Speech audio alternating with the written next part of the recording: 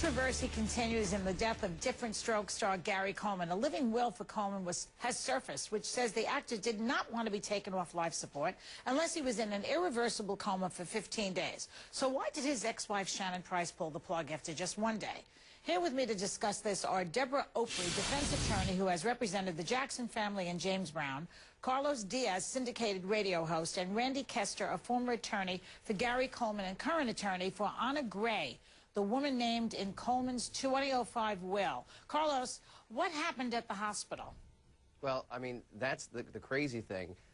When Gary Coleman went to the hospital, he slips into a coma, and not even 24 hours after he slips into this coma, his non-wife, Shannon Price, decides to pull the plug, or gives the directive to pull the plug, when he had clearly stated he did not want the plug pulled on him. We have a fight over the estate, and Debra Opri sitting right there. Debra can tell you from having to deal with the Anna Nicole Smith case, this is starting to sound a lot like that case. Right. Debra, she didn't have the right to pull the plug, did she?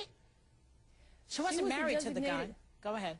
Well, we have a series of layers of the onion skin that are being peeled back. First, you know, she's arguing a common law marriage. In the state of Utah, common law marriage is, you know, acknowledged. However, she has to show they had an intent to be married, and there was a divorce a few years prior. So if we get past the common law marriage, we then say, look to the health care directive, which in some states it's called a living will, and she was a designated health care agent. She was given a long list of authority, and except for that one area where he said, don't do this, if you can save me and prolong my life under generally accepted medical procedures, you then have to go to the last page of this health care directive, and it's almost like Gary Coleman is jumping out from the grave and having the last word. He basically is saying, in my opinion, in that document, if you feel, Shannon, that they won't be able to save me, do what you need to do. Really? Well, Shannon has said the doctors advised her to take him off of life support. It's very important that he gave a lot of credence to the opinions of the doctors, but she made the final decision. Well, okay, so let's go to Debra. She says she was in a common law marriage. So did that give her the right to pull the plug? Let's get that clear. Well, just because she's in a common law marriage and that common law marriage argument is upheld, and I don't think it would be because there was a divorce and therefore no intent to be married and be held out as a marriage. Okay, if there is a common law marriage, it still doesn't give her the right to say, I don't care what you say, Gary, I want the plug pulled. So if we can set aside that common law marriage authority that she had and just go to that written document, it's a contract. And Gary gave her such authority by saying, you've got at least 8 elements of authority here to do what you need to do. Don't prolong my life.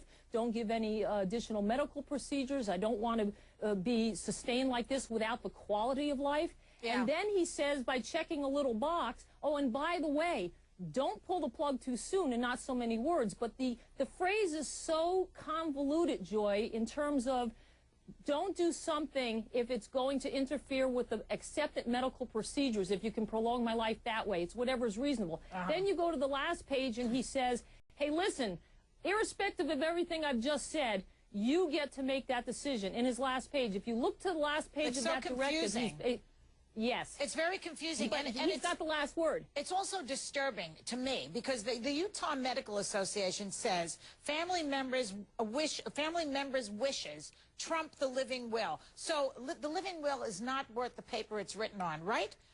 Who would like to answer that? I don't agree with that. Let's see what Randy has to say about it. Question is? The question is, how do you feel about the Utah Medical Association saying that family members' wishes trump the living will? Here's the person who says, here, I have one myself. I have a living will. Don't keep me in a vegetative state, unless my feet are moving, of course. But if they're not, take me out of it, you know? Now my feet may be moving a little, and someone decides to override the living will because the family's wishes just changed it? That doesn't make sense to me. Another 911 call from Price this January has surfaced on TMZ. Listen. My husband freaked out last night, called the cops. They were going to arrest him, but they didn't. He's freaking out again, hitting his head on the wall, knocked the fan over. You know, he's just being crazy again. Is he suicidal? Yeah, he's suicidal, but I just don't know what his problem is. I'm trying to help him because, you know, he has so many medical problems. And, you know, I thought it'd be kind of mean if I just left, you know. Right. Because he would just die. I have a friend over here, you know, and he's like humiliating me in front of my friends. And, you know, it's just bullshit. I don't know. This girl is all heart. I mean, You know, what's your reaction to this call, Randy? Well, my reaction is in January she's preoccupied from taking care of Gary because her friend's there, and in this last incident ended up in Gary's death. Her dog was there, so you know she's got plenty of other things to be doing, taking care of her dog and taking care of her friends. And Yeah. the 911 call is that's disturbing. Go ahead, Carlos. It paints Shannon in a light that, you know, after the death, she talked about how her and Gary were going to get remarried, how they loved one another. She was painting their relationship as this rosy-colored image. And then when you hear this 911 tape from January, she's talking about death constantly. He's suicidal. If I leave, he'll die. You know, you have to give a little credit to her because she lived, from what I understand, with a very difficult person. And she didn't sound cold-blooded. She just sounded matter-of-fact, here we go again.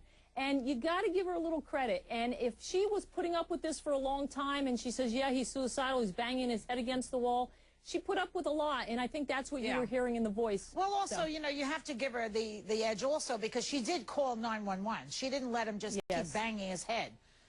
Right? No, she didn't. Okay, let's give her a couple of points for that. Yeah. Now, Randy, you represent Anna Gray, who is the other woman in his life. When was the last time Anna spoke to Gary? It's been years. Years. This story is not going to go away so fast, I have a feeling. And the judge appointed a third party to guard the estate while the two women figure it out. Now, how long before this is settled? Deborah, or whoever knows the answer to that. I can jump in here. When I was last on your show, we were talking about the contents of his will. These people should come, and I don't want these people who had financial interest in me. It appears to me that Gary Coleman had a lot of emotional difficulty in dealing with people in his life. And if this woman was in his will in 2005, and there is a holographic will handwritten in 2006 or 2007 for Shannon, and she is the name that appears on most of the legal documents since, and he divorced her in 2008, and she was still living with him and taking care of him at the time of her death, it would appear to me, for all intents and purposes, including the pension, that she may be the person who's the beneficiary here. Well, except for the 2007 document, it's not a will. It clearly is stated at the beginning, this is an addendum. I'm not revoking my prior wills. I'm maintaining them in full force and effect. I'm simply changing some of the terms of the distribution of my property. And under Utah law, an addendum or a codicil is terminated and of no force and effect after a divorce. Where there's conflict, it cancels each other's out. I'm going to have to let that be the last word, so thanks everybody very much. Up next, a 16-year-old girl tries to sail around the globe and narrowly escapes death. Turns out it may have been part of a reality TV deal. Shocking.